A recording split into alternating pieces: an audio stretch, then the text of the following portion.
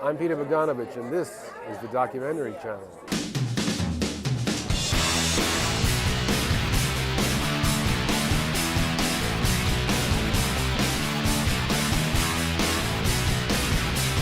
You need another perspective out there, and often you get that in documentaries. I think it's one of the purest forms of storytelling. It is the drama of everyday life. It's the heroism of ordinary things. Those are the kind of stories that continue to fascinate us.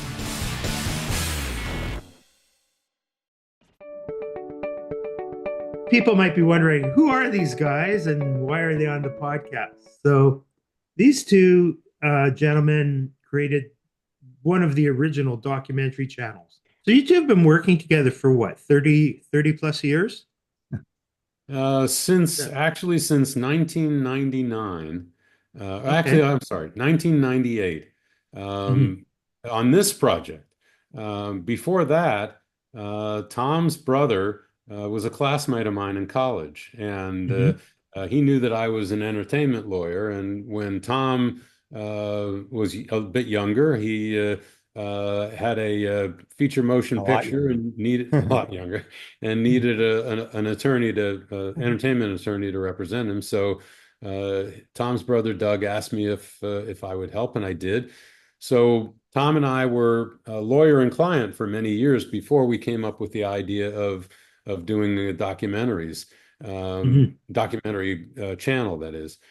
Tom, in the late 1990s, was a well-known documentary film producer already, and he and I were sitting in at the Brighton Cafe in Beverly Hills having breakfast, and we were talking about how, in the cable business at least, people sort of regarded documentaries as being a bit too educational and maybe a little bit staid or boring, and they never really put their arms around it. But he was noting that things might be starting to change a little bit. And I remember he said to me exactly, one of these days, someone's going to start a cable channel and they're just going to call the damn thing the documentary channel. They're not going to dance around it anymore.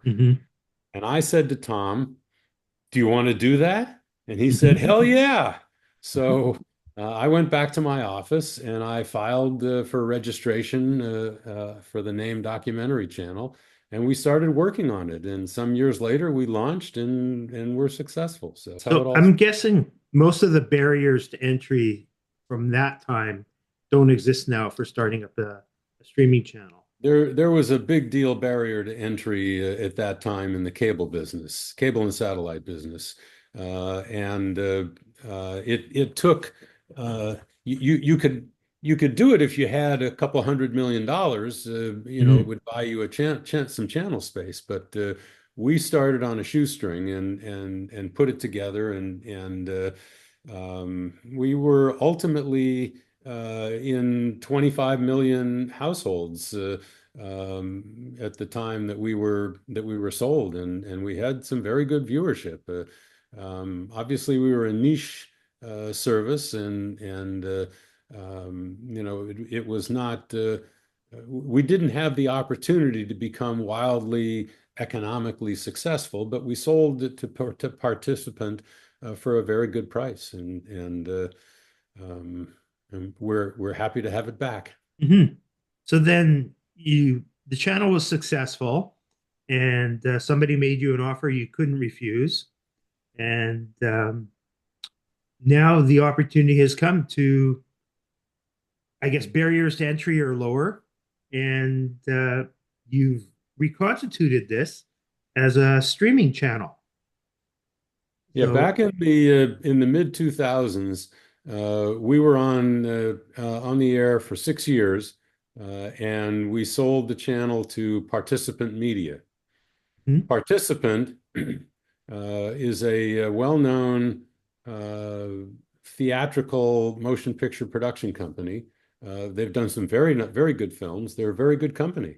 They just didn't know what they were doing in the television business. So they immediately moved away from the documentary only format that Tom and I created, and changed the name from Documentary Channel to Pivot, Pivot, and Pivot lasted about a year and a half, and then it just failed. They walked away from the channel, the name, ultimately the trademark for it. They walked away from everything.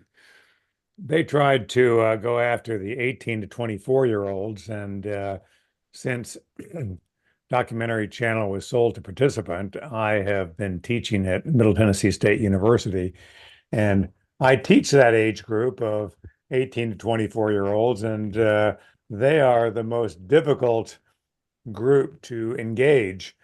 First, they don't watch very much TV. They're too busy. And It's amazing that people think they can acquire an asset, and the ego is just there that we can run this so much better than the people that were running it.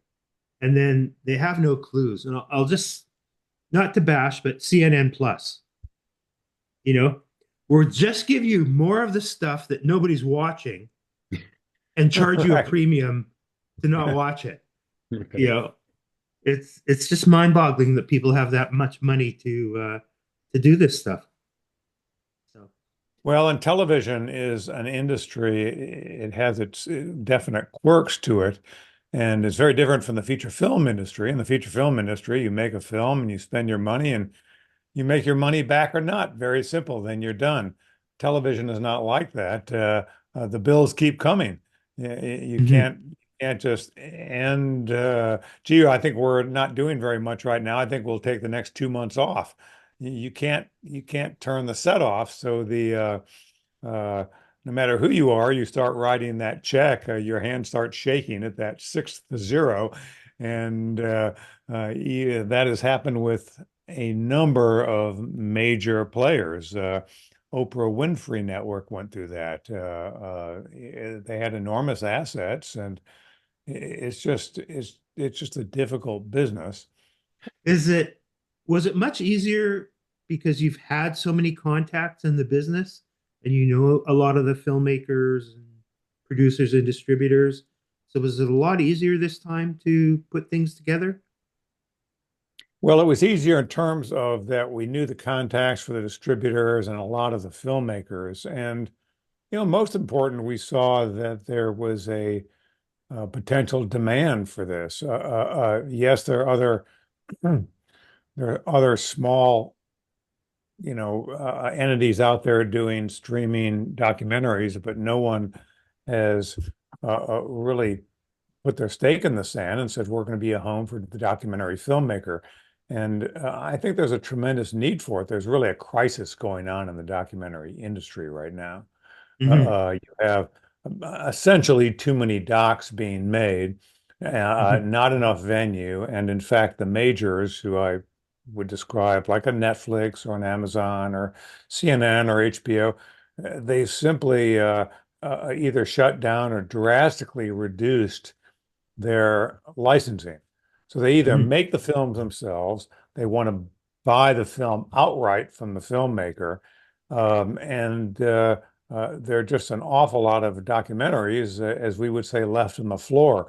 They have no place to go. The problem is not finding the documentaries. The problem is finding good documentaries. And it's more a curation issue than anything else. And I've been in the documentary industry for decades. John has been in the industry a long time. And so what we're doing is tapping other documentary filmmakers, other producers, people who really know and see the best documentaries, and getting help from them to find the documentaries for us. It's a different approach. And the idea is to offer the viewer really a lot of choice. We'll show classics, we'll show short docs, we'll show they're docs that have been around for 20, 30 years, and they're fantastic documentaries and still relevant. And they can't find any venue to show them. And so that's really our mission. Our mission is to show the best documentaries, to support the documentary filmmakers and films, and support the industry. And we think there's an audience there. Mhm. So to give you the Kamala Harris question, so if you could do anything different about the way you launched and managed the original company, would you do anything different? Well, I wouldn't have sold it. and Yeah, and yeah, Tom and that I were yeah. not anxious to sell it. Mhm. Uh, we had other investors who were hoping when they signed up that they would be making tens of millions of dollars on the project, and when that didn't happen, they said, let's move on to the next project. So, yeah, Tom and I were anxious to keep it going, but we at that point we were in a minority. Mhm. Well, and what was going on, it was really interesting. We when we first started raising money, the number one comment we got was they did not believe that anyone would watch documentaries. Period. Not enough eyeballs is Yeah, what yeah. one of the Mhm. major guys told us. Well, Everything it's just yeah. is digital Mhm. and streaming. So that's one of the reasons why it just occurred to Tom and me that we should relaunch the channel this time as a streaming only service. Mhm. And so we have essentially put it together, and we have actually launched. Mhm. And we are streaming documentaries as we speak. Anybody listening can simply go to documentarychannel.com and sign up for the low price of $1.99, and that will give him or her unlimited access to the docs that we have on the system right now for a full year. Mhm. We've launched a preview version of the channel. It doesn't have all of the films that we will have when we do a full launch, probably spring of next year. But Mhm. until then, for $1.99, you can watch 150 or more of the very top documentaries that you can imagine on virtually any subject.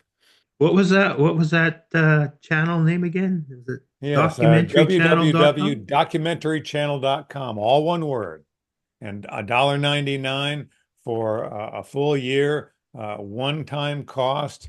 And if you join now, you become a founding subscriber. So you get 50% off for as a lifetime discount for future yearly subscriptions. The future subscriptions, we're going to be about $4.99 a month. So it's Mhm. $60. So in the future, anyone who subscribes now, it's just $1.99. That's it. And we're not going to hook you up so you can't get out of the subscription or anything like Mhm. that. And but if you come on now, you get 50% off, so it'd be $30 for the rest of your life. And you can come on, come off. We'll still give you the discount. So So I'm going to leave you with one last question. I'm going to ask you to put on once again, your futurist hats. So, given you're both American, you've gone through this 4-year election cycle and everything, do you think there's going to be just like a cascade of documentaries trying to capture what's happened over the last 4 years and uh, that sort of thing? Like, it seems like a natural target for me. I don't know if that would put me in the good documentaries or the bad documentaries, but it seems like there'd be a lot of well, let me interest. just say, you're not going to see a political doc on Netflix, and you're not going to see a political doc on Amazon or much of any of the other. We'd show it. Yeah, Politics is one. we'll show political docs, but keep in mind that's only one category out of 32 that Right. we have. Mhm. And if people are interested in political docs, we'll have them, absolutely. But Mhm. we'll also have docs on every other subject imaginable. So for us, it's just one category out of many. That's kind of why I started my channel because I went through all my experiences and I think there's so many good stories. And I do a lot of people who have overcome great adversity, but I also like stories like yourselves who took something and that opportunity was taken away. And now you see there's a way to do it better and more effectively and to reach a bigger audience. And I love those stories. They're comeback stories. I guess I'm a documentary channel. Well, they are, and again, we hope that people listening to this will go to documentarychannel.com and subscribe, because the whole idea of this initial launch is to prove that there's an audience. Again, the financiers generally don't believe that people will watch documentaries. That's essentially it.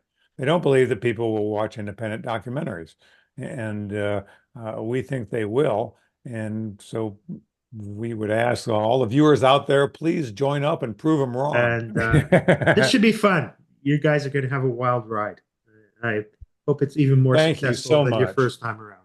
Thank you, Fred.